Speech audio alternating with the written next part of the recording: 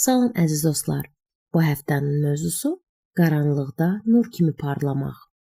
Heç fikir vermisinizmi? Qaranlıq bir otaqda yanan tək bir şam bütün məkanı necə dəyişir? Bax, bugün biz məhz bu güclü obrazı araşdıracağıq. Yəni, bu mürəkkəb dünyada biz necə mənalı bir işıq ola bilərik? Gəlin, qədim bir mətnin bizə nə dediyinə baxaq.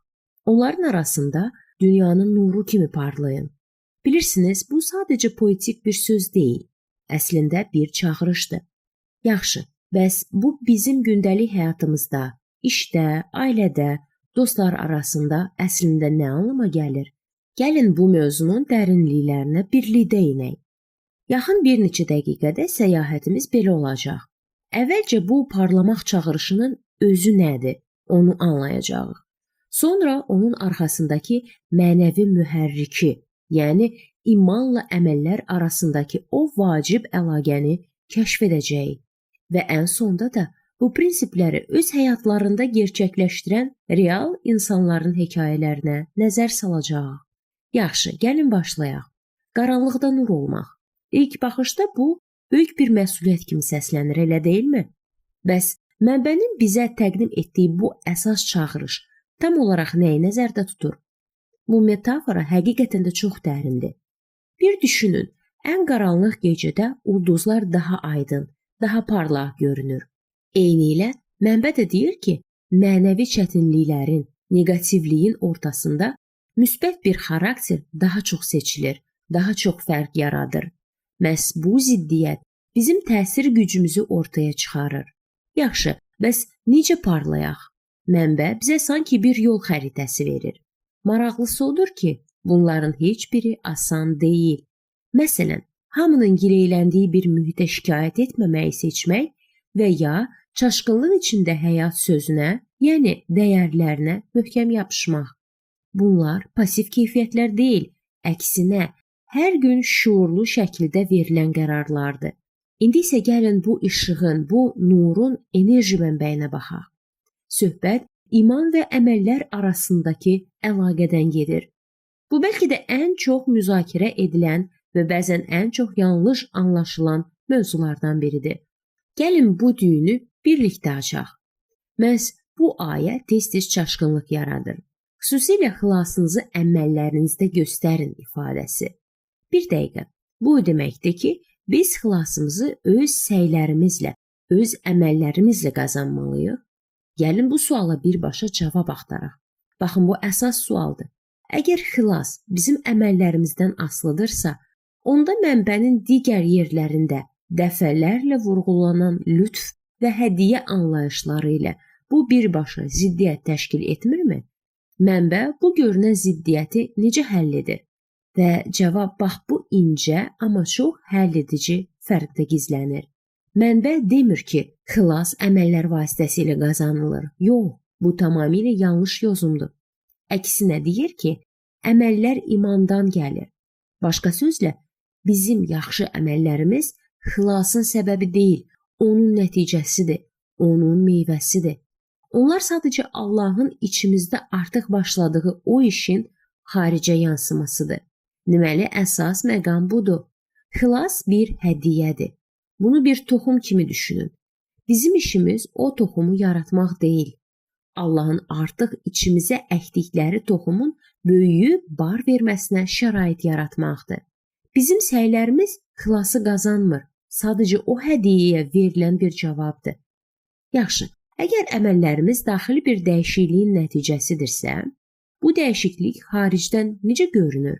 Mənbəyə görə bunun ən yüksək forması fəda edilmiş bir həyatdır. Bəs nur saçmağın bədəli nədir? Həvari Paulun istifadə etdiyi bu metaforanı anlamaq üçün gəlin qədim bir ritualı təsəvvür edək. İçki təqdimi. Bu qurbanın üzərinə tökülən son şey idi. Bu simvolik olaraq hər şeyimi verdim, artıq heç nə qalmadı deməyin bir yolu idi. Tam və könüllü bir fədakarlıq aktı. İndi bu təsvirin nə qədər radikal olduğunu görürsünüzmü? Paul öz potensial ölümünü bir faciə kimi görmür, o buna öz xidmətinin zirvəsi kimi baxır. Sanki deyir ki, mənim həyatım sizin imanınız adlı qurbanın üzərinə tökülən son şərəfli bir içki təqdimi olsun. Bu fədakarlığa tamamilə yeni bir baxışdır. Və bu sadəcə Paulun şəxsi fəlsəfəsi deyil. Bu, onun hamıya təklif etdiyi bir həyat tərzidir. Diri qurban olmaq, yəni özünü qorumağın və şəxsi mənfəətin ön planda olduğu bir dünyada həyatını özündən daha böyük bir məqsədə həsr etmək. Bütün bu mücərrəd prinsiplər bəs real həyatda necə görünür? Gəlin indi onları həyatlarında təcəssüm etdirən iki real insana, iki fərqli nümunəyə daha yaxından baxaq. Birincisi, Paulun öz oğlu kimi sevdiyi Timoteydir. Diqqət edin, Paul Timoteyi təsvir edəndə onun zəkasını və ya bacarıqlarını deyil, birbaşa xarakterini önə çəkir. Və ən əsası, bu sınaqdan keçmiş bir xarakterdir. Yəni bu keyfiyyətlər rahat günlərdə deyil, məhz çətinliklərin, sınaqların odunda formalaşıb və etibarlılığı sübuta yetirilib. Bu sitat fikri mükəmməl şəkildə tamamlayır. Sanki həyatın sınaqları xarakterimiz üçün bir məşq zalı kimidir.